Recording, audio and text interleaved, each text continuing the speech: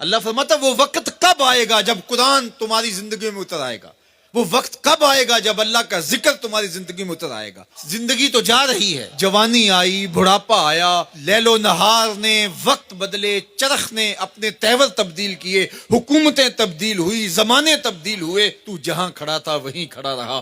40 سال عمر عزیزت گزشت، مزاج تو از حال طفلی نہ گشت۔ سعدی کہتے ہیں 40 سال عمر گئے لیکن تیرا بچپنا نہیں گیا، اور رومی کہتے ہیں داڑھی تیرے بعد آئی اور سفید ہو گئی اور تو کالے کا کالا ہی رہا۔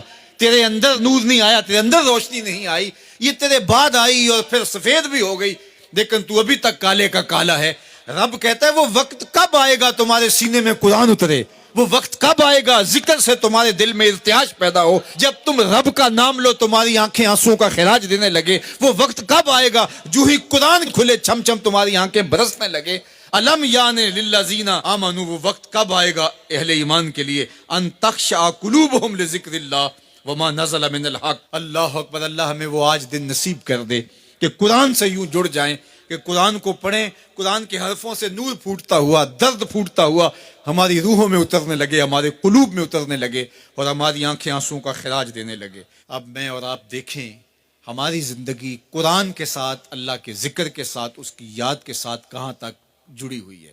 ہماری زندگی میں کہے کتنے ہیں، تفکرات کتنے ہیں، ہماری زندگی میں ٹھٹھے اور مذاق کتنے ہیں، اور عبرت حاصل کرنے کے مواقع ہماری زندگی کے اندر کتنے ہیں۔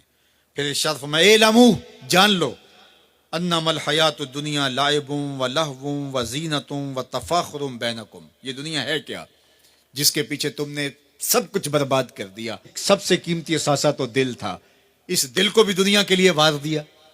یہ دل تو رب نے اپنے لیے بنایا تھا، اے دل حجرہ رب سچے دا، یہ اس سچے رب کا حجرہ تھا۔ قلوب المومن عرش اللہ، مومن کا دل تو اللہ کا عرش تھا، لیکن اس عرش پہ بھی غیروں کو بٹھا لیا تو نے۔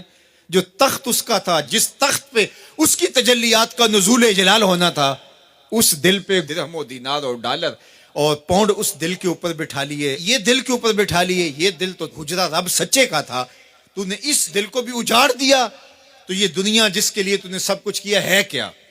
اعلموا، جانو، انما الحیات الدنیا لعب و لہو و زینت و تفاخر بینکم، یہ دنیا کھیل کود ہے، آرائش ہے، اور ایک دوسرے کے اوپر تفاخر کرنا ہے۔ وَتَكَاثُرٌ فِي الْأَمْوَالِ وَالْأَوْلَادِ، فخر جتلانا، میرے بیٹے اتنے ہیں، ماشاءاللہ بڑے بڑے افسر لگے ہوئے ہیں، میرے پاس دولت اتنی ہے، میرے اتنے بنگلے ہیں، اتنا بینک بیلنس ہے، اتنے مربع، اتنی جائیدادیں ہیں۔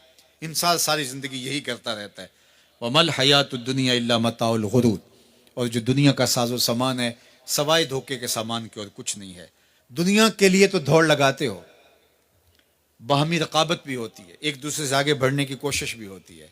اللہ فرماتا ہے آؤ مسابقت کرو، آگے بڑھنے کی کوشش کرو، الی مغفرتن، مغفرت کی طرف، من ربکم، جو تمہارے رب کی طرف ہے، وجنتن ارضھا کعرض السماء والارض، اس جنت کی طرف آگے بڑھنے کی کوشش کرو جس کی چوڑائی زمین و آسمانوں کے برابر ہے۔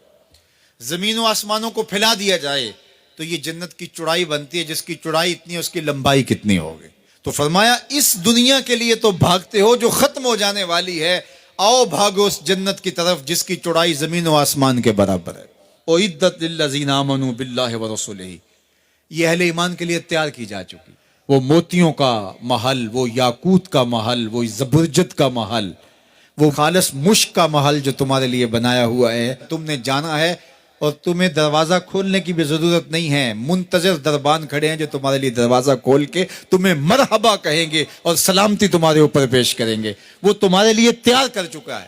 اصل تو زندگی وہ زندگی ہے، لیکن تم کس دنیا کے پیچھے بھاگ رہے ہو؟